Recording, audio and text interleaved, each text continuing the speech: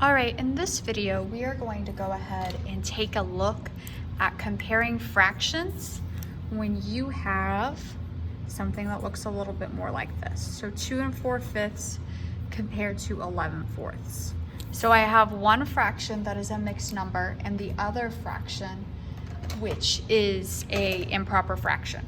So that makes it a little bit more difficult to compare, at least looking straight head on. However, we can easily compare these. There are two methods that you could go ahead and do. You can either turn this one into an improper fraction, or you can turn this one into a mixed number. It really is up to you. You're going to have either more or less steps to do either way. It just kind of depends. So I'm gonna go ahead and start off by turning this one into a mixed number.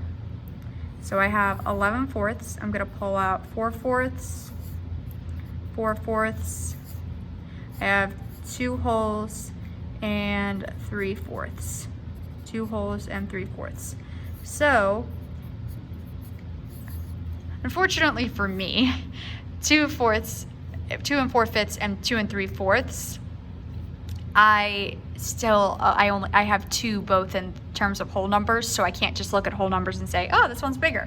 So I will have to now change these 4/5 and 3/4 to the same denominator. So how I'm gonna go ahead and go about this is I'm just gonna multiply the 4/5 times 4 times 4 and get 2 16/20 compared to 3/4 times 5 times 5 equals 15/20, 2 15/20. So now I can compare and I can see that 2 16/20 is greater than 2 15/20, which means 2 4/5 is greater than 11/4. Okay, so that's one way I can go ahead and do this. All right, so next I have the same problem, and I can also just go ahead and change this one into an improper fraction. So in my personal opinion, I like to do this method that I showed you in the other video. 5 times 2 gives me 10, plus 4 more gives me 14. So I have 14/5 compared to 11/4. Now, this is great and all, but I still, once again, have to change my denominator because 5ths and 4ths are not the same. So no matter what, I'm not escaping my denominator. I just now, in this case, have bigger numbers to multiply by. So 14 times 4, 76/20 compared to 55/20. And oh wow, that is 56. 56/20 compared to 55/20. Well, this one's still bigger. This one's still bigger. So it just depends on which route you want to go. I really didn't save myself any work choosing one route over the other. It just depends on what you are comfortable with. So you can either change the mixed number into an improper fraction or the improper fraction into a mixed number, but you still might have to change the denominators to make them like. So now that we've said all that, let's go ahead and have you try one on your own. So I have 23/4, 23, let's just cross that off, 23/4 compared to 5 2/3. Using whatever method you prefer, go ahead and compare. All right, so I'm gonna compare these two. I'm gonna go ahead and start off by turning this one into a mixed number and see how that method works for me. So I have 4/4, another 4/4, another 4/4, 16 now over 4. Okay, 4/4. Okay, so that's, and 3/4. So I have 1, 2, 3, 4, 5 and 3/4 compared to 5 2/3. All right, so it looks like I'm still going to have to change a denominator. So I've got 3/4. It's easier in this case to just multiply. So I have 5 9/12 compared to 5 8/12. Well, this one's bigger. So we can see that 23/4 is larger than 5 2/3. Now, the other thing I can do is I can turn 5 2/3 into an improper fraction. So this is 15 plus 2 gives me 17/3 compared to 23/4. Well, I still need to go ahead and change my denominators. I have multiplying by 3, so 23/4 times 3 times 3 equals 12. Let's see, I do not know 23 times 3 off the top of my head, so I'm gonna write it down. Get 69/12 compared to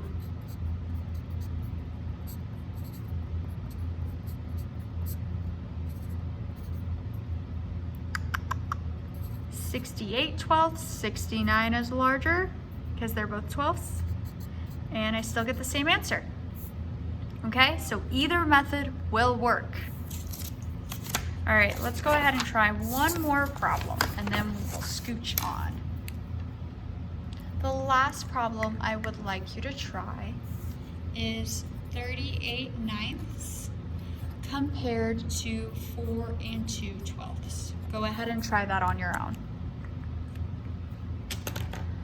All right, I'm gonna go ahead and start off by turning this one into a mixed number and see how that goes for me.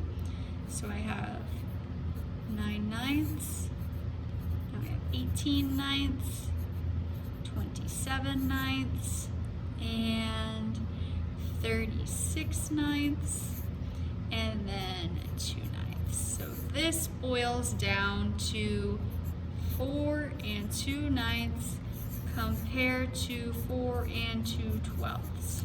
Now, I could stop here if I wanted to, because there's 2 here, and it's exactly the same except for the denominators. Since these 2 are the same, I'm like thinking about 9ths and 12ths. Well, 9ths are bigger than 12ths, so this one is correct, but I'm gonna go through the whole thing to show you. So I need to change these. Let's see, is there any way I can get them to the same without just straight multiplying across? Well, I can't really do any division because of those 2's, so I am gonna have to just multiply. Okay, 2/9 times 12 times 12 gives me 4 and 24. Oh goodness, 12's 90 plus 24 gives me, you know what, sometimes you gotta write stuff down. That doesn't seem right. 114, yes that is right. Okay. And 4 18, 1/14. This one is larger, okay? All right, I can then also, if I wanted to, turn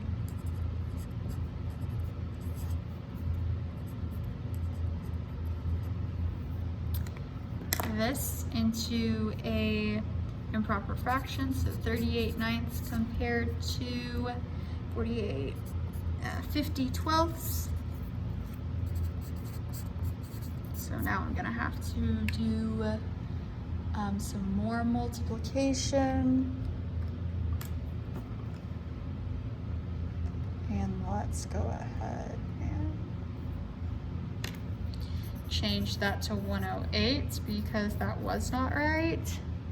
And multiply 38/9 times 12 times 12. Well, now I'm getting into double digit by double digit. So it honestly looks like changing this into a mixed number is easier because now I'm having to do 38 times 12, which is a little bit lengthier than what I would be doing here. So 7, 8 is